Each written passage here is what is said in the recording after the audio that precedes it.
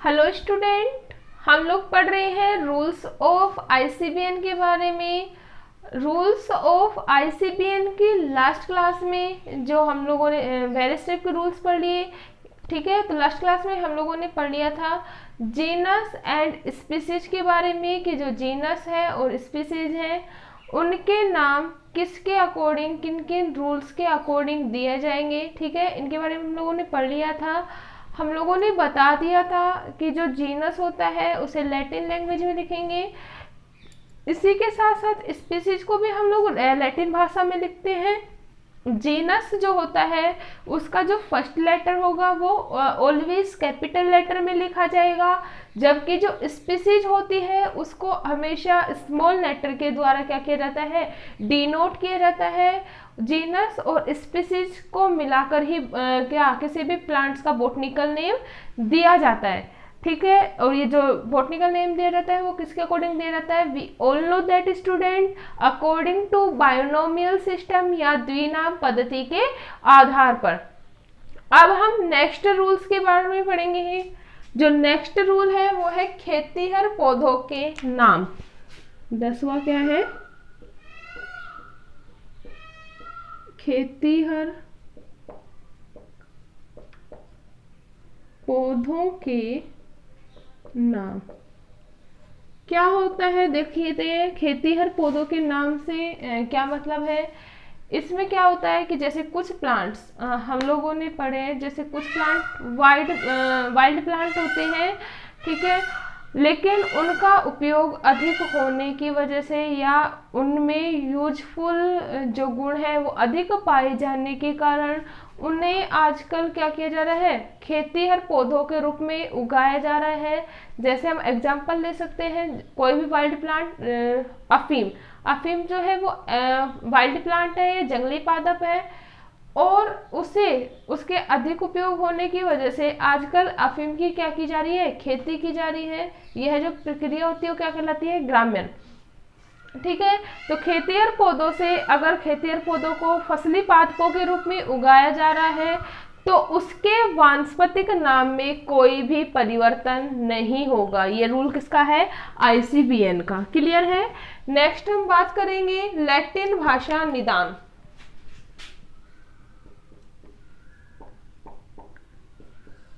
Latin भाषा निदान क्या होगा, लैटिन भाषा निदान। इसमें क्या होगा, आईसीबीएन का जो पूर्ण रूप से जब रूल्स दिए गए वो दिए गए थे 1 जनवरी 1955, 1 जनवरी 1955 के बाद 1 जनवरी 1955 के बाद जो भी नाम दिया गया है, जिस भी पादप का नाम दिया गया है वो किसके अकॉर्डिंग होगा, लैटिन भाषा में। किस में होगा, लैटिन भाषा में, ठीक है। लैटिन भाषा वाला जो नाम है वो ही मान्य होगा, अदर नाम वैलिड नहीं होंगे। लेकिन जो 1 जनवरी 1955 से पहले जो प्लांट्स के बॉटनिकल नेम दिए जा चुके उनमें कोई भी परिवर्तन नहीं किया गया है। क्लियर है। तो लैटिन भाषा निदान कब हुआ, 1 जनवरी 1955 के आफ्टर। क्लियर है। उससे पहले उसके बाद जो भी नाम दिए जाएंगे वो किसके अकॉर्डिंग दिए जाएंगे, लैटिन भाषा में। ये क्या है, आईसीबीएन का नेक्स्ट रूल। नेक्स्ट हम बात करेंगे लेखक नाम संदर्भ।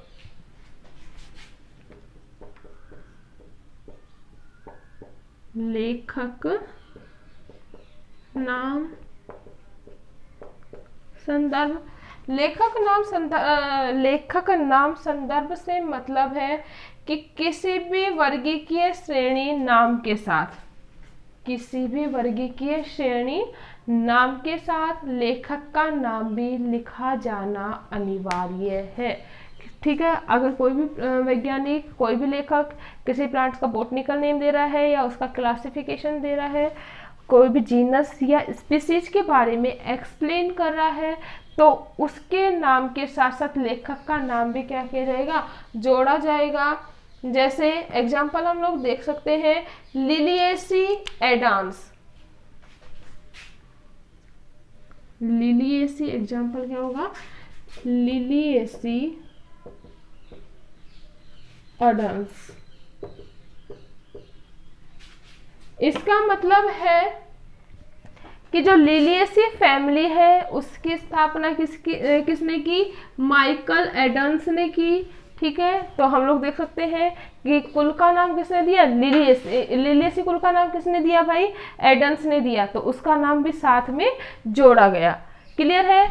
इसी के साथ साथ अगर हम बात करें कि कोई वैज्ञानिक है जिसने किसी कुल का वर्गीकरण दिया या फिर किसी पादप को वैज्ञानिक नाम दिया या उसका क्लासिफिकेशन दिया, लेकिन दूसरे वैज्ञानिक ने, किसने?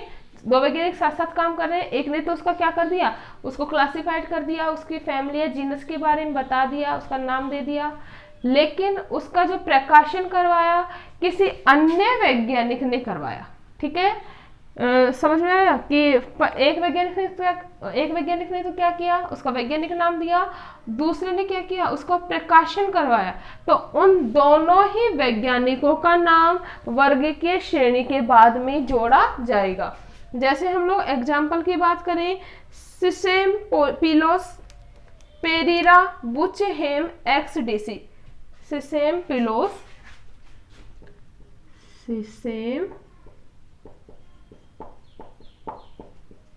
पिलोस पेरिरा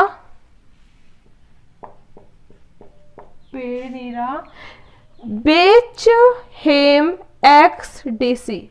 बुचहेम एक्सडीसी। ठीक है, एक्सडीसी। अब इसका मतलब देखते हैं क्या होगा इसका मीनिंग, कि जो सिसेम पिलोस पेरिरा नामक पादप है उस पौधे का जो नाम है वो बुचानन व हैमिल्टन ने दिया। बुचानन व हैमिल्टन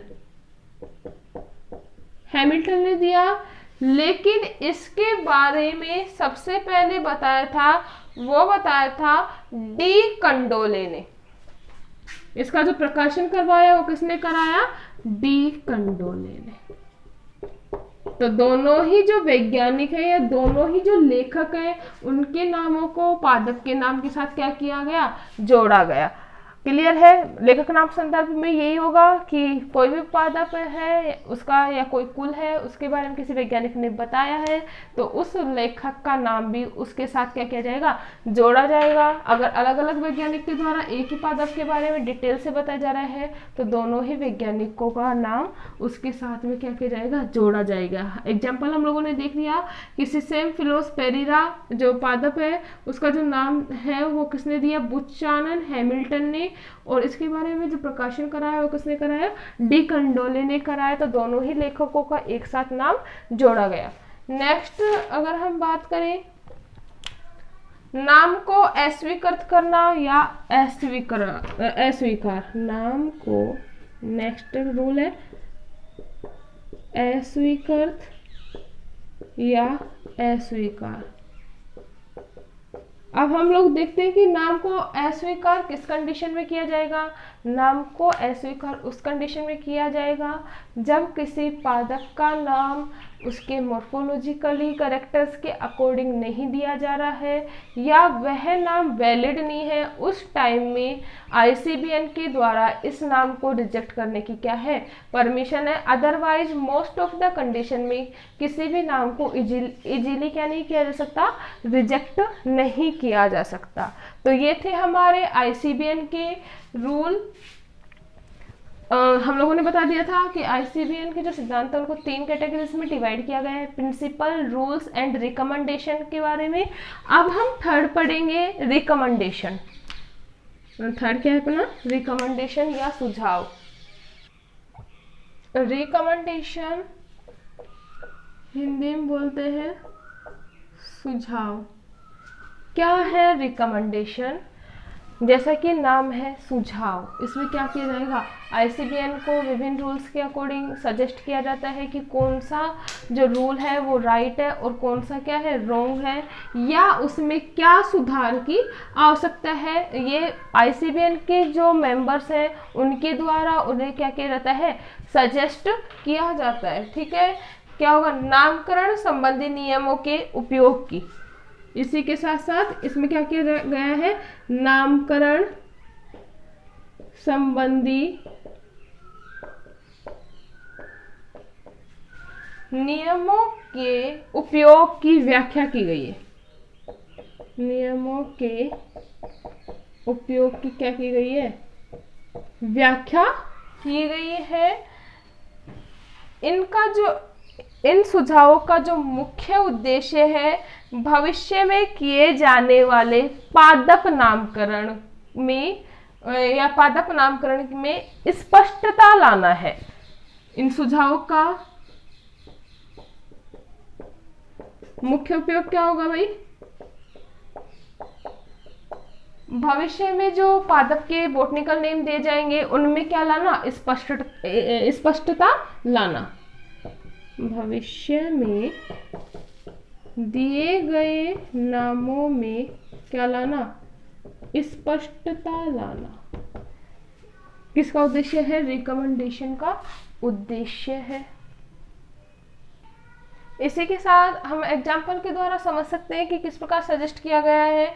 सभी प्रजातीय या सभी प्रजातियों का जो नाम होता है, सभी प्रजातियों का जो नाम होता है वो हमेशा किस में लिखा जाएगा, स्मॉल लेटर में। तो ये रिकमेंड किया गया इसके द्वारा, आईसीबीएन के द्वारा। ठीक है, सभी प्रजातियों का जो नाम होगा वो कैसा लिखा जाएगा, इन स्मॉल लेटर।